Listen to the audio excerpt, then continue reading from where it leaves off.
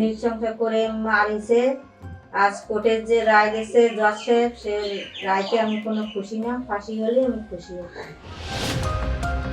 আমার মেয়ের যে কষ্ট দিয়ে মারিছে, জজ সাহেব যদি ফাঁসি দিত তো আমি খুব খুশি হতাম। রাজ্যের পুলিশের পর আমার কোনো ভরসা নাই। রাজ্যের একটা মুখ্যমন্ত্রী হয়ে না জেনে শুনে আমার মেয়েরে বলে প্রেগনেন্ট। বন্ধু বান্ধব নিয়ে আসে হুমকি দিয়েছিল। 2022 সালে জন্মদিনের পার্টি কখন বেরিয়েছিলেন? এই কতদূর কব না বাবা, এই যে এই কোর্টের এই ঘটনাটা কোর্টের আজকে যে কোর্টের রায় বেরিয়েছে সেটা নিয়ে আপনারা কি চাইছিলেন? কোর্টের রায় আমার মেয়ের যেভাবে নৃশংস করে মারিছে, আজ কোর্টের যে রায় গেছে জজ সাহেব, সে রায়তে আমি কোনো খুশি না। ফাঁসি হলে আমি খুশি হতাম। এই যে মেন অভিযুক্ত সমেত তার বন্ধুর সমেত 3 জনকে যাবজ্জীবন জেল ও আরো 6 জনকে 4 বছরের ও কারাদণ্ড দেওয়া হয়েছে, সেইটা নিয়ে কি বলবেন? সেটা নিয়ে আমি বলবো, আমার মেয়ের যে কষ্ট দিয়ে মারিছে, জজ সাহেব যদি ফাঁসি দিত তো আমি খুব খুশি হতাম। আমার মেয়েটাও শান্তি পেত যে আমার জীবনটা তো এইভাবে গেল, ওদের জীবনও এইভাবে যাক। 2022 সাল থেকে আজকের ডেট পর্যন্ত প্রায় 3 বছর 3.5 বছর অতিক্রম হলো সিবিআই তদন্তর ভার নেওয়ার পরে কিন্তু এই রায়টা বেরোলো, সেটা রায়টা নিয়ে কি বলবেন? সিবিআইয়ের পর আমার ভরসা ছিল, এই পর্যন্ত নেছে। আজ সেই জজ সাহেবের সেই রায় পালাম, যে রায় দিচ্ছে জজ সাহেব, সেই রায়তে আমি খুশি না। ফাঁসি হলে খুশি হতাম। রাজ্য পুলিশের উপর কোনো আস্থা ছিল? রাজ্য পুলিশের পর আমার কোনো ভরসা নাই। আমার কেস তো ধামাচাপা দেওয়ার চেষ্টা করেছিল রাজ্য পুলিশ। মানে যে দিনকার ঘটনা ঘটেছিল তারপর থেকেই তো। তারপর আপনারা কি করেছেন? সিবিআই তদন্ত আমি পাইছি। সিবিআই তদন্ত দিয়ে এই তামাতিক কেসটা চললো।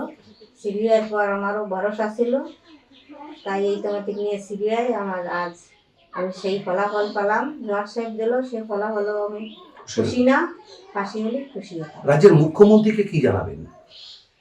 রাজ্যের একটা মুখ্যমন্ত্রী হয়ে না জেনে শুনে আমার মেয়েরে বলে প্রেগনেন্ট। সে একটা মুখ্যমন্ত্রী হইয়া আসতো আমার কাছে, বলতো তোমার মেয়ের কি হয়েছে, সে না জানিয়ে বলে প্রেগনেন্ট।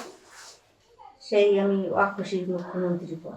তাই তাহলে এই যে মেন অভিযুক্ত আর পাশাপাশি তার আরো 2টি বন্ধু, তাকে তার 3 জনকে যাবজ্জীবন দিলে, এইবার আমরা যখন ঘটনাস্থলে গেলাম কিছুক্ষণ আগে, কিন্তু তাকে ফাঁসানো হয়েছে এরকমই বলছেন, কি বলবেন? মানে তাকে মেন অভিযুক্ত তার বন্ধু, তাকে তাদের পরিবারের লোক ফাঁসানো হয়েছে, কি বলবেন? এই যে 3 জনকে যাবজ্জীবন জেল দেওয়া হয়েছে, তাদের বাড়ির পরিজনরা মানে বাবা মা, তার বোন, তার দিদি, তারা বলছেন যে তাকে ফাঁসানো হয়েছে, সেটা নিয়ে কি বলবেন?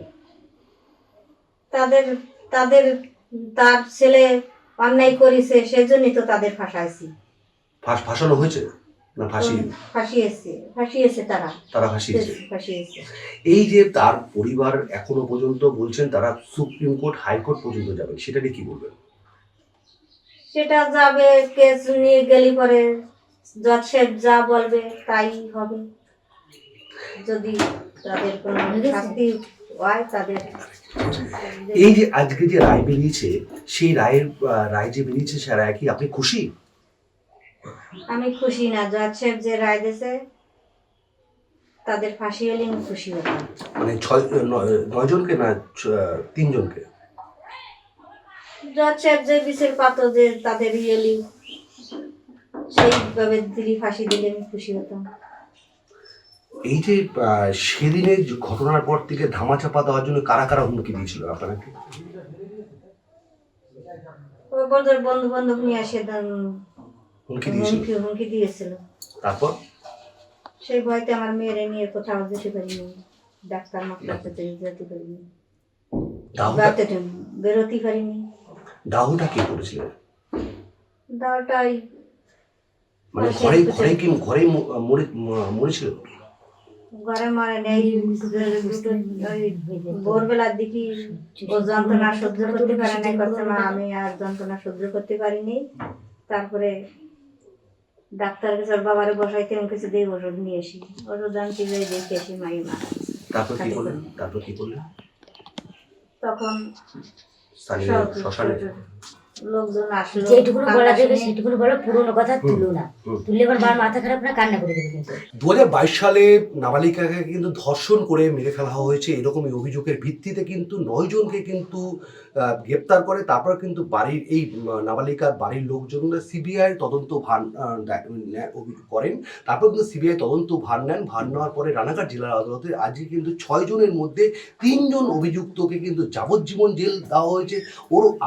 আরও 6 জনকে কিন্তু প্রায় 4 বছর, কাউকে 5 বছর জেল দেওয়া হয়েছে, এরকম জানা গেছে। এখনো পর্যন্ত কিন্তু তার বাড়ির নাবালিকার মা যেটা জানিয়েছেন, তাদের ফাঁসি হলে আমি খুশি হতাম, এরকম তিনি সাফ জানিয়েছেন।